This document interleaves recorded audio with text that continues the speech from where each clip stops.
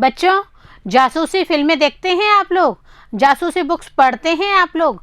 Hope आपको बहुत मज़ा आता होगा ना।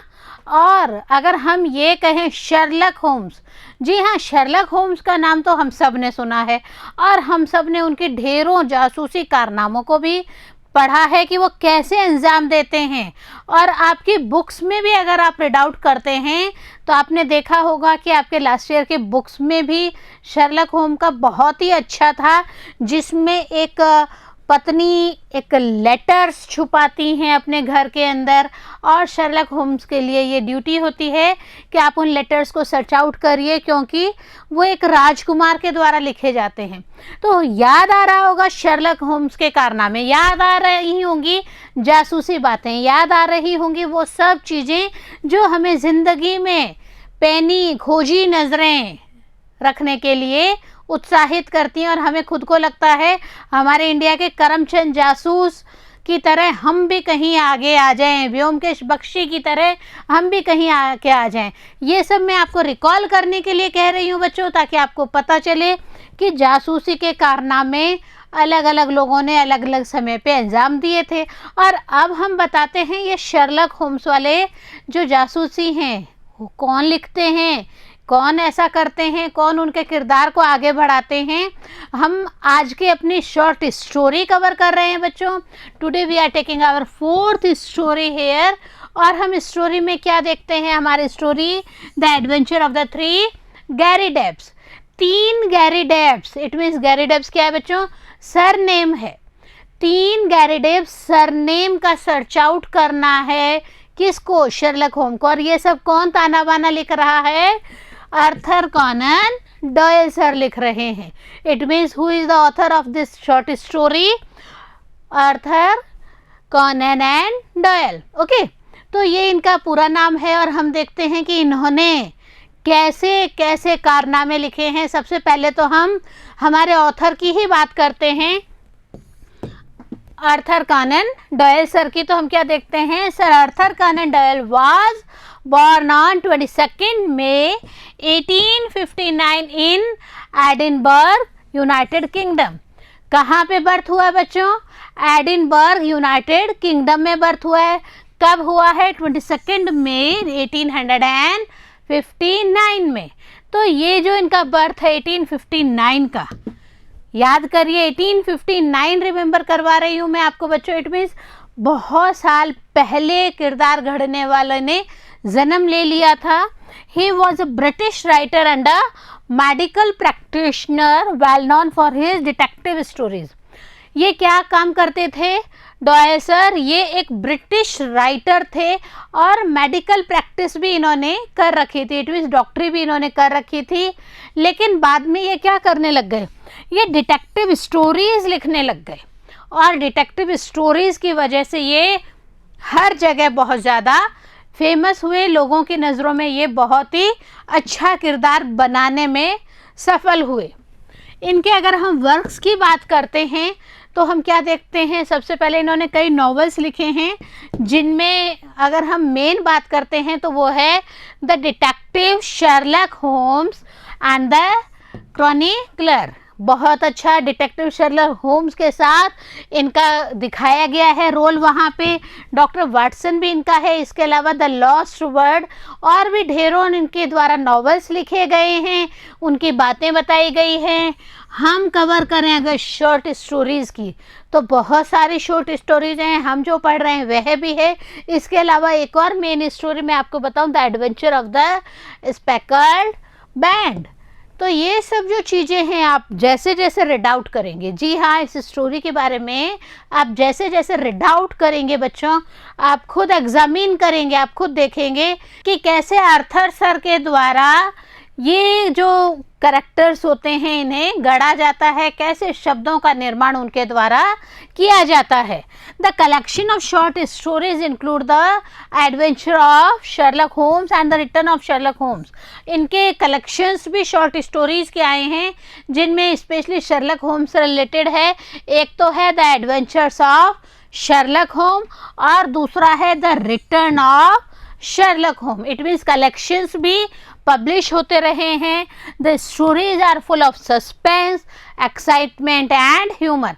हम आर्थर सर की स्टोरीज़ के बारे में क्या देखते हैं कि ये डिटेक्टिव स्टोरीज़ लिखते हैं बच्चों, और जब ये डिटेक्टिव स्टोरीज़ लिखते हैं तो ये सिंप्लिसिटी में नहीं बिलीव करते, इसमें पूरा सस्पेंस डालते हैं। आपने देखा होगा डरावना माहौल क्रिएट करना, ये पूरा एक्साइटमेंट भी हम लोगों को बराबर स्टोरी से जोड़े रखने के लिए ह्यूमर एक्साइटमेंट का भी यूज़ किया जाता है, ताकि जो रीडर होता है वो बहुत ज़्यादा कनेक्ट रहे स्टोरी से।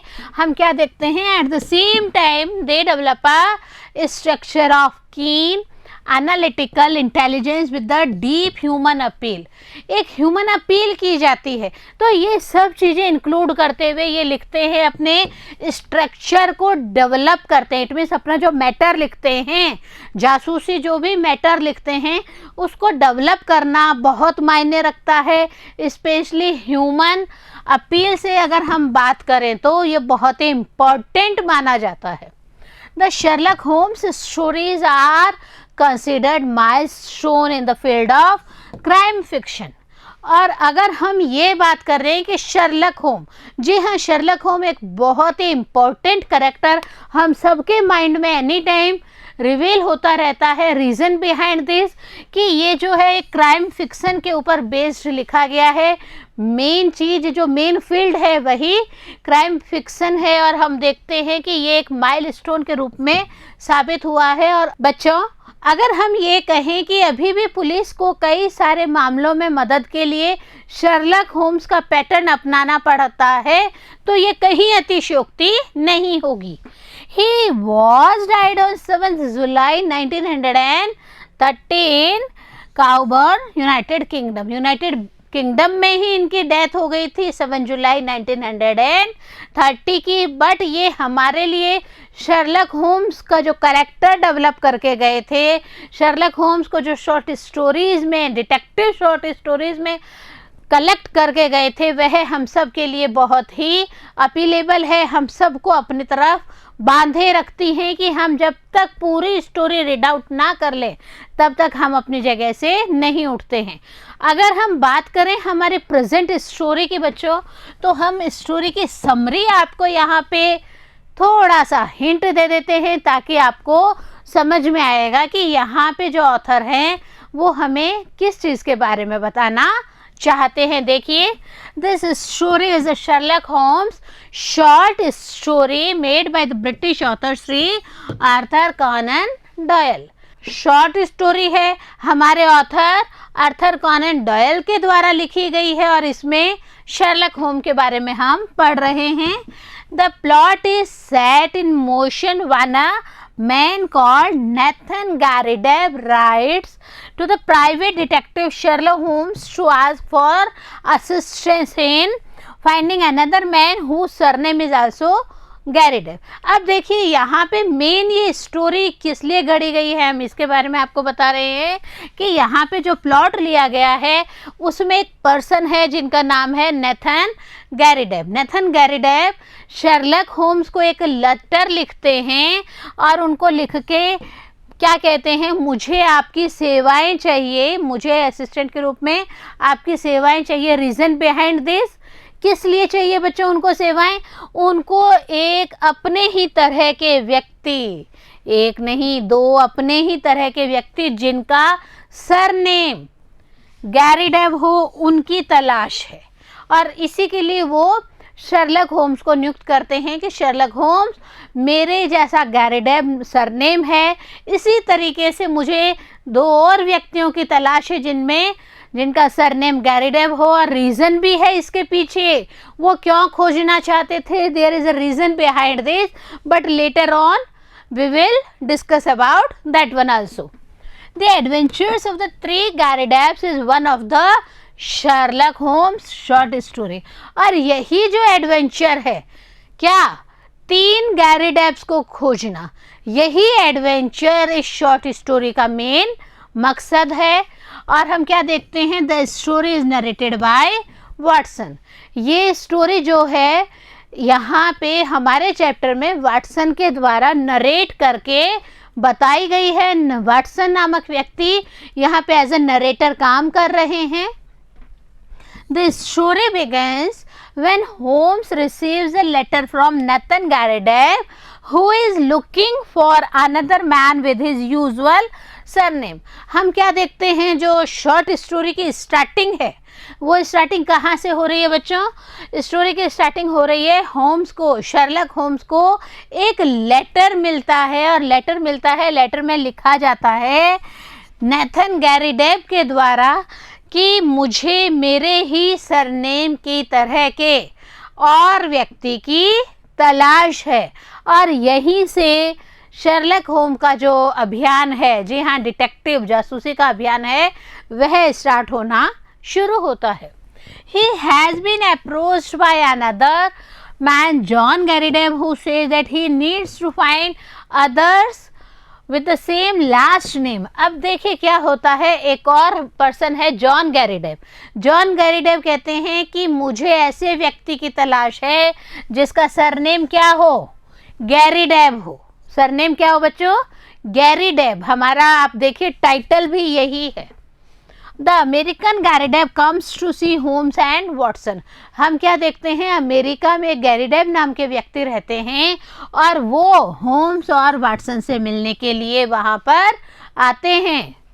The reason behind it is that Hamilton Garrideb bequeathed his $15 million estate to John Garridev to the promise to find 2 more Garridevs to share it equally। अब देखिए क्या रीज़न है, ये सरनेम के पीछे क्यों भागदौड़ शुरू हो रही है? ऐसे ही सरनेम वाले व्यक्ति चाहिए, ऐसा बार बार शर्लक होम के पास में ये चीज़ें क्यों आ रही है? इसके पीछे बहुत बड़ा रीज़न है। रीज़न है पैसों का? नहीं, रीज़न है 15 मिलियन जो स्टेट है उसके बारे में, डॉलर्स का है। देखिए क्या हो रहा है यहाँ पे, हैमिल्टन गैरिडेव जो है उनको 15 मिलियन स्टेट मिल रहा है जॉनी गैरिडेव के द्वारा। और जॉन गैरिडेव क्या कह रहे हैं बच्चों कि आपको ये तभी मिलेगा जब आप इसी सरनेम के 2 और व्यक्तियों को ढूंढ के लाओ। और फिर क्या होगा, ये जितना भी प्रॉपर्टी है ये 3 जनों में, तीनों का सरनेम क्या होगा, गैरिडेव, तीनों जनों में बराबर डिस्ट्रीब्यूट कर दी जाएगी। तो कहानी काफ़ी दिलचस्प होती जा रही है बच्चों। देखिए, the story is full of suspense and finally Holmes find out a printing press of fake currency. बहुत ही खोजबीन, बहुत ही सस्पेंस भरी स्टोरी है। जैसे जैसे आगे जाती है यहाँ पे तो नए पन्ने खुल गए हैं, नई बातें हो गई। और नई बात क्या है बच्चों? नई बात है कि एक फेक करेंसी की, नकली नोटों की प्रिंटिंग प्रेस ही खोज निकाली है शर्लक होम्स महोदय ने। तो यहाँ पे कहाँ पे जाना था और हम शर्लक होम्स के संग कहाँ पहुँचते जा रहे हैं, this one is the main thing. The culprit is sent to prison and Holmes and Watson feel extremely glad. और हम क्या देखते हैं, कल्प्रिट मीन्स जो आरोपित व्यक्ति होता है वह जेल में सलाखों के पीछे भेज दिया जाता है। और सबसे बड़ी खुशी किस किस को मिलती है बच्चों? शर्लक होम्स जो जासूसी कर रहे हैं। इस तरह से हम क्या देखते हैं कि ये जो स्टोरी है शर्लक होम और वॉटसन ने खुशियाँ ग्रहण करी है। और हमारे जो ऑथर हैं, आर्थर सर, उन्होंने क्या किया है, उन्होंने ये जो किरदार रचे हैं शर्लक होम्स के, तो ये हम सबको फ्यूचर में भी डिटेक्टिव बने रहने के लिए प्रोत्साहित करते हैं।